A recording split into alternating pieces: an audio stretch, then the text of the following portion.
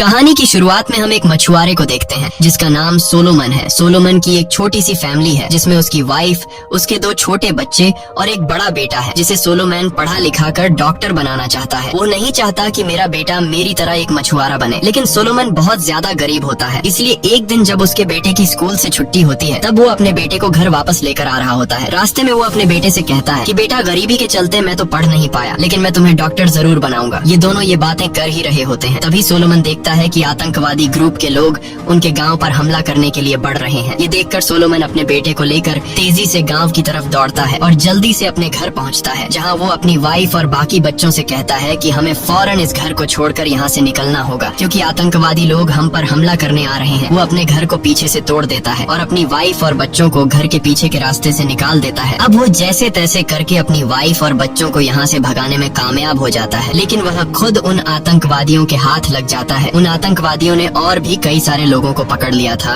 और कई लोगों को मार दिया था। इस आतंकवादी ग्रुप में बच्चे भी थे जो सरकार से नफरत करते थे, और जो कोई भी सरकार को सपोर्ट करता था ये आतंकवादी लोग उसे मार डालते हैं। अब यहाँ आतंकवादी ग्रुप का जो लीडर होता है वो लोगों के हाथ काट रहा होता है ताकि ये लोग सरकार को वोट न दे सकें। जब सोलोमन की बारी आती है और एक आतंकवादी उसका हाथ काटने ही वाला होता है, तभी ग्रुप का लीडर उसे रोक लेता है। ग्रुप का लीडर देखता है कि सोलोमन ताकतवर और मजबूत है, इसलिए ये लोग सोलोमन को जीप में बिठाकर एक ऐसी जगह ले जाते हैं जहां ढेर सारे मजदूर एक नदी में कच्चे हीरे ढूंढ रहे थे। ये लोग इन मजदूरों पर बहुत ज्यादा जुल्म करते हैं और सोलोमन को भी इनके साथ हीरे ढूंढने के काम पर लगाया जाता है। दरअसल ये आतंकवादी ग्रुप इन कच्चे हीरों का बिजनेस करते हैं। इन कच्चे हीरों के बदले ये लोग हथियार खरीदते हैं ताकि इनकी आर्मी मजबूत रहे और सरकार के साथ लड़ सके। यहाँ गांव से पकड़े गए मजदूर लोग नदी में कच्चे हीरे ढूंढने के काम पर लगे होते हैं और आतंकवादी ग्रुप के लोग इन पर बंदूक तान कर खड़े होते हैं ताकि ये लोग हीरे चोरी न कर सकें। ग्रुप का लीडर मजदूरों से चिल्लाकर कहता है कि जिसने भी हीरा चुराने की कोशिश की उसे मार दिया जाएगा। यहाँ सोलोमन भी उन मजदूरों के साथ हीरे ढूंढने में लगा होता है और तभी हम देखते हैं कि एक मजदूर को हीरे का एक छोटा सा टुकड़ा मिल जाता है। वह मजदूर हीरे को देखकर उसके मन में लालच जाग जाती है, इसलिए वह इस हीरे को लीडर को देने के बजाय अपने मुंह में छुपा लेता है और ऐसा करते हुए आतंकवादी ग्रुप का लीडर उसे देख लेता है। यह देखकर वह उस मजदूर को अपने पास बुलाता है और उससे हीरा मांगता है। अब वो मजदूर अपने मुंह से हीरे का टुकड़ा निकालकर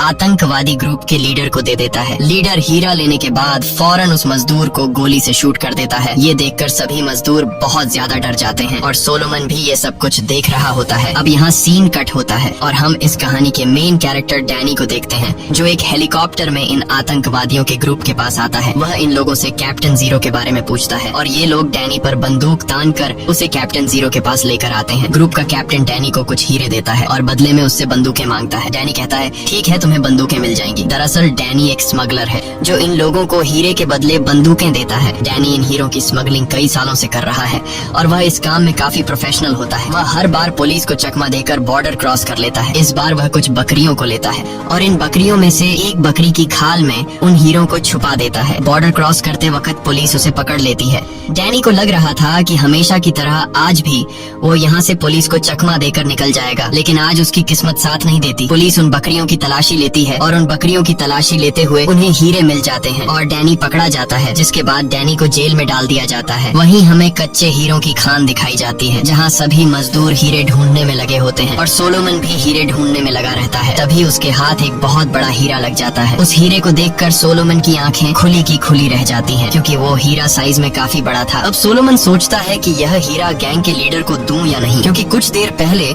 आतंकवादी ग्रुप का लीडर एक छोटे हीरे के टुकड़े की वजह से एक आदमी को मार चुका था। डर के मारे सोलोमन को यह हीरा ग्रुप के लीडर को देने का ख्याल आता है, लेकिन फिर वह सोचता है कि इस हीरे से मैं मालामाल हो सकता हूँ। लकीली उसी वक्त वहाँ पर पानी को पंप करने वाली मोटर खराब हो जाती है, जहाँ से प्रेशर से पानी निकलता है, जिससे सारे लोगों का ध्यान उस तरफ चला जाता है और मौके का फायदा उठाते हुए सोलोमन इस बड़े हीरे के टुकड़े को अपने पैरों की उंगलियों में छिपा लेता है। अब सोलोमन समझ जाता है कि अगर जल्दी इस हीरे के टुकड़े को छुपा कर नहीं रखा गया तो यह हीरा मेरे पास पकड़ा जाएगा और हीरा चोरी करने के जुर्म में मुझे मार दिया जाएगा। अब सोलोमन चालाकी दिखाते हुए एक आतंकवादी से बाथरूम जाने का बहाना बनाता है। वो आतंकवादी सोलोमन को वॉशरूम जाने की इजाजत दे देता है, लेकिन जैसे ही सोलोमन जाने वाला होता है तभी ग्रुप का लीडर सोलोमन के पास आता है और सोलोमन की चेकिंग करने लग जाता है। अब सोलोमन को लगता है कि वो पकड़ा जाएगा, लेकिन ग्रुप का लीडर सोलोमन की काफी बारीकी से चेकिंग लेने के बाद भी उसे कुछ नहीं मिलता, क्योंकि सोलोमन ने वो हीरा काफी सेफ जगह में छुपा रखा था। अब गैंग का लीडर भी सोलोमन को जाने देता है और सोलोमन उनसे काफी दूर जाकर झाड़ियों में बैठ जाता है, जहाँ वो इस हीरे के टुकड़े को निकालकर एक खड्डे में दफनाने ही वाला होता है। तभी पीछे से वही ग्रुप का लीडर आकर सोलोमन पर बंदूक तान देता है और वो कहता है, ये हीरा मुझे दे दो और चालाकी बिल्कुल भी मत करना, वरना तुम मारे जाओगे। अब सोलोमन उसे वो हीरा देने ही वाला होता है। तभी वहाँ पर इस कंट्री की आर्मी उन पर अटैक कर देती है और जो लीडर सोलोमन से हीरा मांग रहा होता है वो बुरी तरह से घायल हो जाता है। अब सोलोमन जल्दी से उस हीरे को एक कड़े में छिपा देता है और वहाँ से भागने लगता है, लेकिन तभी आर्मी वाले उसे एक आतंकवादी समझकर पकड़ लेते हैं और जेल में डाल देते हैं। ये वही जेल होता है जहाँ पर डैनी को रखा गया था। डैनी भी वहाँ पर मौजूद होता है। तभी गार्ड वाले स्ट्रेचर पर एक आदमी को लेकर आते हैं जो बुरी तरह से घायल था, और ये आदमी कोई और नहीं बल्कि आतंकवादी ग्रुप का लीडर होता है, जिसने सोलोमन के पास वो बड़ा हीरा देखा था। जब वो सोलोमन को देखता है तो वो चिल्लाकर कहने लगता है, मुझे मेरा हीरा वापस दो जो तुमने मुझसे चुराया था। यहाँ ग्रुप का लीडर सोलोमन के आसपास कैदियों से कहता है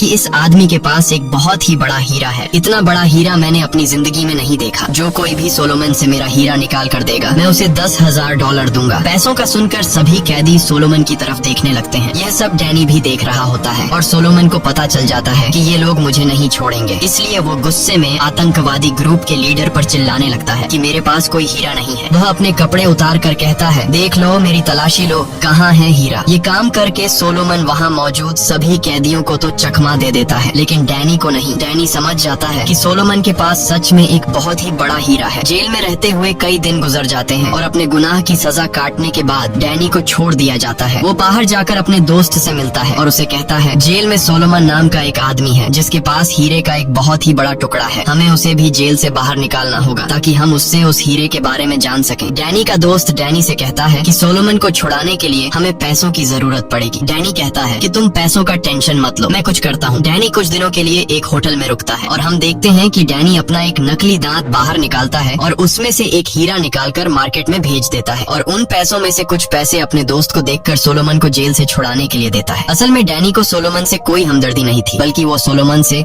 वो हीरा हासिल करना चाहता था। कुछ दिन बाद हम देखते हैं कि सोलोमन भी जेल से आजाद हो चुका है। जेल से निकलते ही सोलोमन के पास उसका दोस्त आता है और उसे कुछ पैसे और डैनी का कांटेक्ट देता है और कहता है, डैनी से कांटेक्ट कर लेना। लेकिन सोलोमन ऐसा बिल्कुल नहीं करता। वह डैनी से कांटेक्ट करने के बजाय अपनी फैमिली को ढूंढने लगता है। दूसरी तरफ डैनी एक बार में जाता है जहाँ पर उसकी मुलाकात एक लड़की से होती है जिसका नाम मैडी है। डैनी मैडी को देखकर उसे पसंद करने लगता है, लेकिन बातचीत के दौरान जब डैनी को पता चलता है कि मैडी एक रिपोर्टर है तो डैनी उससे यहीं पर छोड़कर जाने लगता है। रिपोर्टर को पहले से ही पता था कि डैनी एक हीरो का स्मगलर है और अब रिपोर्टर डैनी के पीछे जाकर उससे हीरो की स्मगलिंग के बारे में जानने की कोशिश करती है। रिपोर्टर डैनी से एक आदमी के बारे में पूछती है जिसका नाम रोलेक्स है, लेकिन डैनी उसे रोलेक्स के बारे में कुछ भी नहीं बताता। दरअसल रोलेक्स अमेरिका का सबसे बड़ा हीरो का बिजनेसमैन होता है। दूसरी तरफ हम सोलोमन को देखते हैं जो एक रेफ्यूजी कैंप में जाता है और वहाँ अपनी फैमिली को ढूंढने लगता है, लेकिन वहाँ उसे अपनी फैमिली का कोई भी नहीं मिलता। वह बाहर लगाई गई लिस्ट को भी देखता है, लेकिन उस लिस्ट में भी सोलोमन की फैमिली का कोई पता नहीं चल रहा था। दरअसल सोलोमन की फैमिली एक पहाड़ी इलाके में आतंकवादी ग्रुप से छिपी हुई थी, लेकिन तभी वहाँ पर आतंकवादी ग्रुप आ जाता है और वो वहाँ पर कई लोगों को पकड़कर अपने साथ ले जाते हैं, जिनमें से एक सोलोमन का बेटा भी होता है। ये आतंकवादी ग्रुप उन बच्चों को अपने बेस पर ले जाते हैं जहाँ पर ये आतंकवादी उन बच्चों का ब्रेन वॉश करते हैं। वो इन बच्चों को बंदूक देकर लोगों को मारने के तरीके सिखाते हैं। यह लोग बच्चों को नशे के इंजेक्शन भी लगाते हैं ताकि इनसे बुरे काम करवा सके। अब यहाँ हम डैनी को देखते हैं जिसके पास एक आदमी आता है और वो आदमी डैनी को एक पर्ची पकड़ाकर कहता है कि कर्नल ने तुम्हें बुलाया है, जिसके बाद डैनी कर्नल के पास चला जाता है। दरअसल डैनी 19 साल का था तब से वो कर्नल के पास है। डैनी ने कई सालों तक कर्नल की प्राइवेट आर्मी टीम में ड्यूटी भी की, लेकिन अब डैनी ने प्राइवेट आर्मी की नौकरी छोड़ दी है। कर्नल एक बहुत ही बेरहम इंसान है जो अपने फायदे के लिए किसी को भी इस्तेमाल कर सकता है और कर्नल ने डैनी को इसलिए बुलाया था क्योंकि अब कर्नल को भी उस हीरे के टुकड़े के बारे में पता चल चुका था। कर्नल डैनी से कहता है कि पिछली बार तुम्हारी वजह से मेरा कई हीरो का नुकसान हुआ था, इसलिए अब तुम मुझे वो बड़ा हीरे का टुकड़ा ला कर दोगे। असल में पिछली बार जब डैनी बकरियों की काल में हीरे के टुकड़े छुपाकर बॉर्डर क्रॉस करते हुए पकड़ा गया था, उन हीरो में कर्नल का भी हिस्सा था, इसलिए कर्नल डैनी से कहता है कि तुम मेरे कर्जदार हो। दरअसल ये सभी एक दूसरे के साथ जुड़े हुए हैं। डैनी कर्नल के लिए काम करता है। कर्नल डैनी को हथियार देता है और डैनी उन हथियारों को आतंकवादी ग्रुप को सप्लाई करता है। बदले में डैनी उन आतंकवादियों से हीरे लेता है और वो हीरे डैनी कर्नल को देता है और कर्नल इन हीरो को अमेरिका के सबसे बड़े डायमंड बिजनेसमैन रोलेक्स को पहुंचाता है। इस तरह से इनका यह इलीगल बिजनेस चलता है और इस इलीगल बिजनेस में कई मासूम लोगों की जान चली जाती है। अगले सीन में हम डैनी और सोलोमन को देखते हैं। डैनी सोलोमन से कहता है कि वह बड़ा हीरा जो तुम्हारे पास है उसका आधा मालिक मैं भी हूँ, क्योंकि मैंने तुम्हें जेल से छुड़ाया है। लेकिन सोलोमन डैनी को इग्नोर कर देता है और कहता है कि मेरे पास कोई भी हीरा नहीं है। डैनी सोलोमन से कहता है कि अगर तुम चाहते हो कि तुम दोबारा अपनी फैमिली से मिलो तो इस दुनिया में सिर्फ एक मैं ही हूँ जो तुम्हें तुम्हारी फैमिली से मिलवा सकता हूँ, लेकिन इसके लिए तुम्हें मेरा एक काम करना होगा। तुम्हारे पास जो हीरा है मुझे उसके बारे में बता दो, बदले में मैं तुम्हें तुम्हारी फैमिली से मिलवा दूंगा और ढेर सारे पैसे भी दे दूंगा। अब ये बात सुनकर सोलोमन सोच में पड़ जाता है कि क्या मुझे इसे उस हीरे के बारे में बताना चाहिए या फिर नहीं। तभी वहाँ पर आतंकवादी लोग हमला कर देते हैं। वो लोग गोलियां बरसाने लगते हैं जिसमें कई लोग मारे जाते हैं। डैनी जो एक सोल्जर रह चुका था, इसीलिए वो सोलोमन को बचाते हुए उस जगह से दूर निकल आता है जहाँ रेफ्यूजी कैंप लगी हुई थी। अब वहाँ पर वह रिपोर्टर भी आ जाती है। डैनी उस रिपोर्टर से कहता है कि मैं तुम्हारी मदद करने के लिए तैयार हूँ, तुम्हें जो भी इन्फॉर्मेशन चाहिए मैं तुम्हें वह सारी इन्फॉर्मेशन दूंगा, लेकिन बदले में तुम्हें सोलोमन की फैमिली को ढूंढने में हमारी मदद करनी होगी, क्योंकि तुम एक रिपोर्टर हो और तुम्हारे पास सारा डेटा है। रिपोर्टर डैनी की बात मान लेती है और रिपोर्टर सोलोमन और डैनी को हेलीकॉप्टर से एक जगह ले जाती है जहाँ पर एक दूसरा रेफ्यूजी कैंप होता है। सोलोमन जब उस रेफ्यूजी कैंप के करीब जाता है तब वह अपनी फैमिली को देख लेता है। उन्हें देखकर वह बहुत खुश होता है और सोलोमन की वाइफ भी बहुत खुश हो जाती है। अब जब सोलोमन अपने बड़े बेटे को उनके पास नहीं देखता तब वह अपनी वाइफ से पूछता है मेरा बड़ा बेटा कहाँ है। तो आगे से उसकी वाइफ रोने लगती है और कहती है कि आतंकवादी ग्रुप के लोग उसे उठा कर ले गए। ये सुनकर सोलोमन बहुत ज्यादा उदास हो जाता है और गुस्से में चिल्लाने लगता है। तब वहाँ की सिक्योरिटी उसे वहाँ से निकाल देते हैं, ये कहते हुए कि आपका रेफ्यूजी कैंप के लोगों में नाम नहीं है। अब ये तीनों वापस से हेलीकॉप्टर में बैठकर वहाँ से निकल जाते हैं। सोलोमन को अपनी फैमिली के बचाने का कोई दूसरा रास्ता नजर नहीं आता, इसलिए वह डैनी से कहता है मैं तुम्हें उस डायमंड का पता बता देता हूँ, लेकिन इसके बाद जो भी पैसे आएंगे उससे तुम मेरे साथ मेरे बेटे को उन लोगों से आजाद करने में मेरी मदद करोगे। यहाँ पर डैनी मान जाता है। अब वह लोग वहाँ जाने के लिए तैयार होने लगते हैं, लेकिन वहाँ जाना इतना आसान नहीं था क्योंकि वे आतंकवादी लोग बहुत ही ज्यादा खतरनाक थे। अब यहाँ डैनी कहता है मैं जिस आदमी के लिए काम करता हूँ वह एक कर्नल है और उसके पास आर्मी की एक पूरी यूनिट है जो इन आतंकवादियों से लड़ सकती है, इसीलिए हमें पहले उनके पास जाना चाहिए। डैनी की बात उन्हें ठीक लगती है। इसके बाद यह तीनों गाड़ी में बैठकर उस जगह के लिए निकल पड़ते हैं। कुछ रास्ता तय करने के बाद यह लोग पैदल जंगल में आगे बढ़ने लगते हैं। ये जंगल काफी ज्यादा घना होता है और कई घंटों के सफर करने के बाद यह लोग रास्ता भटक जाते हैं। उन्हें कुछ समझ नहीं आ रहा होता कि जाना किस तरफ है। तभी उनके सामने जंगल के आदिवासी लोग आ जाते हैं और वो लोग इन्हें घेर लेते हैं, लेकिन रिपोर्टर उन्हीं की लैंग्वेज में उनसे बात करने लगती है और उन्हें इस बात की यकीन दिलाती है कि हम आप लोगों को कोई नुकसान नहीं पहुंचाएंगे, इसलिए आप भी हमें कुछ मत कहिएगा। इसके बाद इन लोगों में दोस्ती हो जाती है और वे जंगल के लोग उन्हें अपने ठिकाने पर ले जाते हैं जहाँ यह लोग कुछ देर के लिए आराम करते हैं। अब यहाँ डैनी देखता है कि रिपोर्टर बहुत ज्यादा परेशान है। डैनी रिपोर्टर से उसकी परेशानी की वजह पूछता है। तब रिपोर्टर बताती है कि अगर मैं चाहती तो मैं एक सुकून भरी जिंदगी गुजार सकती थी, लेकिन मैंने वह रास्ता नहीं चुना क्योंकि मुझ में एक तरह का दुनिया को बचाने का जुनून है। मैं दुनिया के किसी भी कोने में होने वाले जुल्म और गलत काम को रोकना चाहती हूँ, लेकिन अब मैं यह दुख भरी कहानियाँ लिख लिख कर थक चुकी हूँ क्योंकि इससे लोगों पर ज्यादा असर नहीं हो रहा। मैं उन अमीर लोगों को बताना चाहती हूँ कि जिस कीमती हीरो की ज्वेलरी को वे पहनते हैं उन हीरो की कीमत किसी का हाथ या फिर किसी की जिंदगी है। यह सच्चाई जानकर वे लोग उन ज्वेलरीज को पहनना बंद कर देंगे, लेकिन इस सच्चाई को सामने लाने के लिए मुझे सबूतों की जरूरत होगी और वह सबूत तुम मुझे दे सकते हो। अब यहाँ डैनी भी इमोशनल हो जाता है और वह कहता है कि मैं तुम्हें सारे सबूत दूंगा। अब डैनी उस रिपोर्टर को इनलीगल गलत तरीके से स्मगल होने वाले हीरो की डिटेल देने लगता है। वह खुद के साथ साथ कर्नल और अमेरिका के सबसे बड़े हीरे के बिजनेसमैन रोलेक्स का सारा काला धन उसे बता देता है। वह कहता है कि इन हीरो की स्मगलिंग और मासूम लोगों की जान लेने के पीछे भी रोलेक्स का ही हाथ है। तब वह रिपोर्टर डैनी से पूछती है कि तुम्हारी इन सब बातों का सबूत मुझे दो। डैनी कहता है मैं तुम्हें ये सारे सबूत दे दूंगा, लेकिन जब मैं वो हीरे का बड़ा टुकड़ा हासिल कर लूंगा तब। रिपोर्टर डैनी से पूछती है कि क्या तुम सोलोमन से वो हीरे का टुकड़ा चुराने वाले हो। तब डैनी मुस्कुराकर जवाब देता है कि ये हीरा मेरा साउथ अफ्रीका को छोड़ने का टिकट है, इसलिए उस हीरे को मैं हर कीमत पर हासिल करके रहूंगा। अगली सुबह ये लोग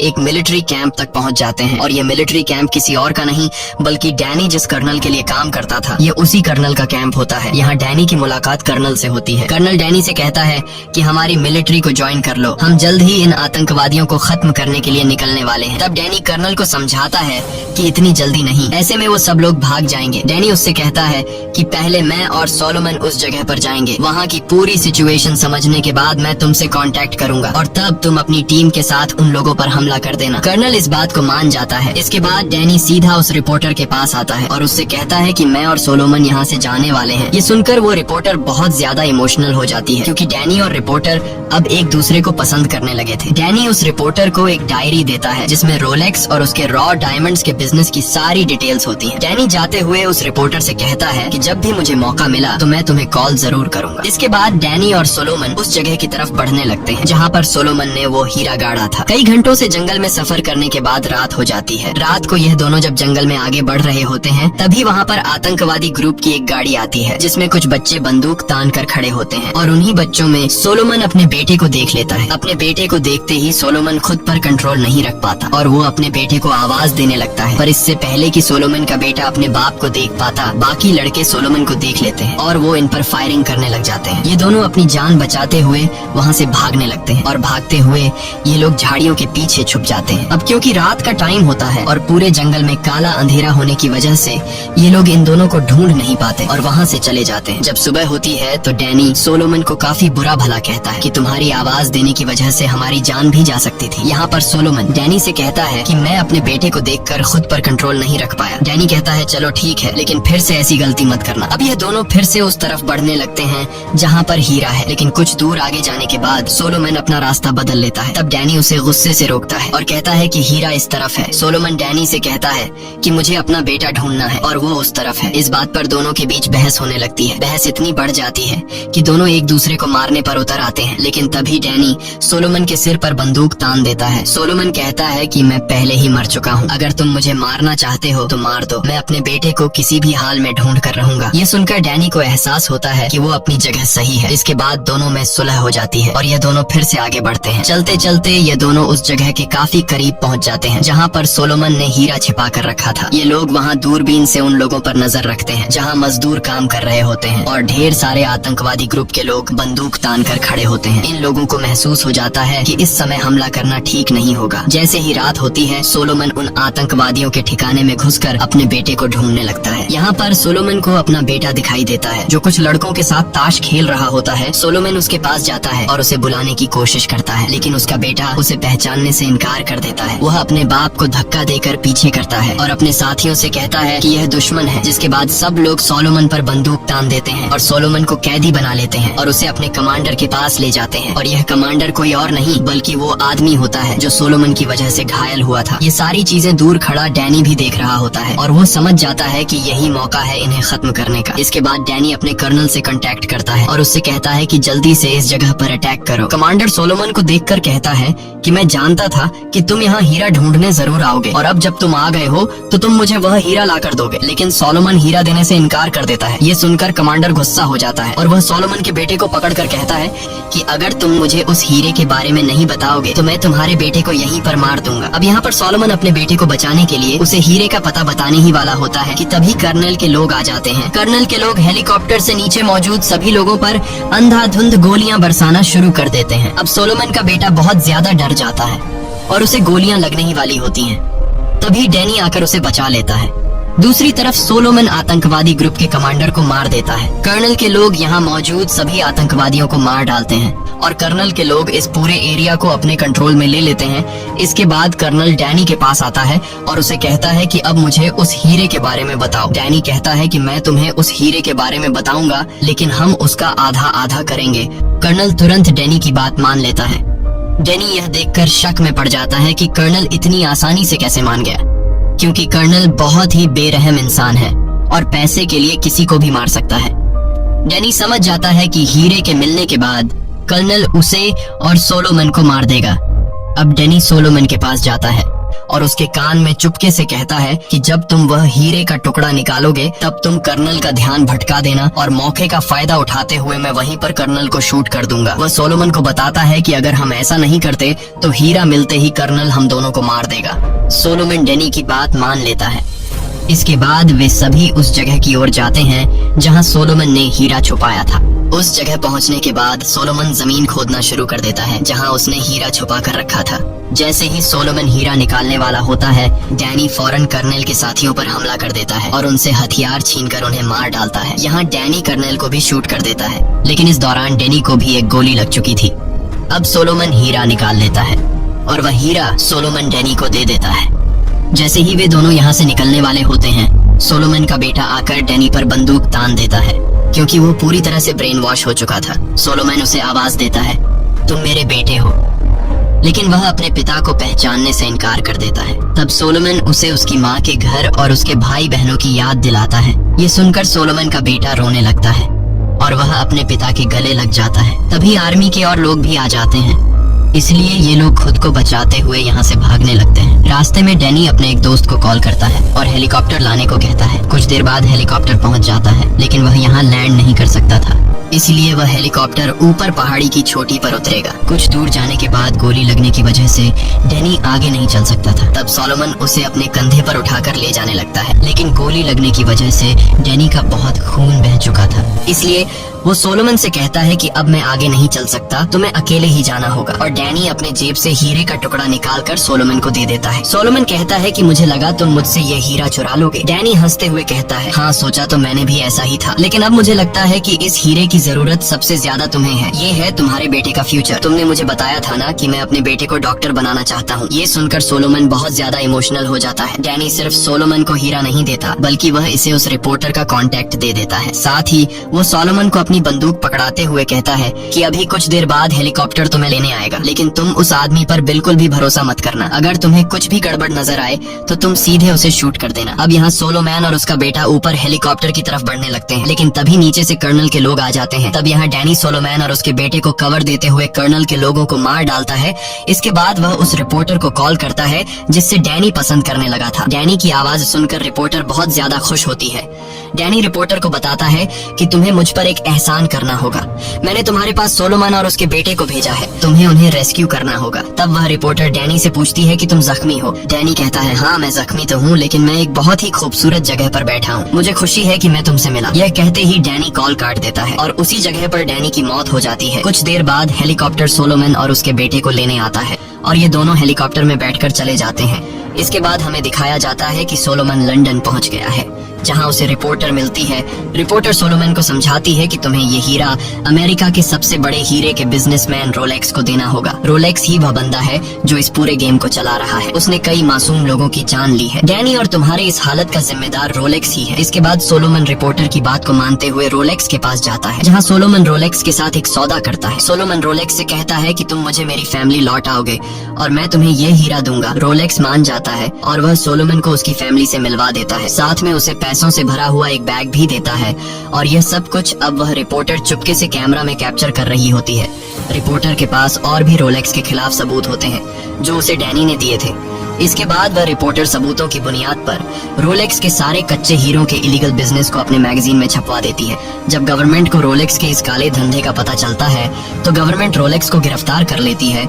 वह रिपोर्टर सोलोमन की पूरी कहानी भी दुनिया को बता देती है। कहानी के एंड में हमें दिखाया जाता है कि सोलोमन एक कॉन्फ्रेंस में जाता है जहां बड़े बड़े पॉलिटिशियंस होते हैं और वह सभी सोलोमन को वेलकम करते हुए इसके लिए क्लैपिंग करने लगते हैं और सोलोमन उन सब के बीच खड़ा होकर मैगजीन में डैनी की फोटो को देखने लगता है। इसी के साथ ये कहानी खत्म हो जाती है। अगर आपको ये वीडियो अच्छी लगी हो तो हमारे चैनल को सब्सक्राइब और वीडियो को लाइक जरूर कीजिए।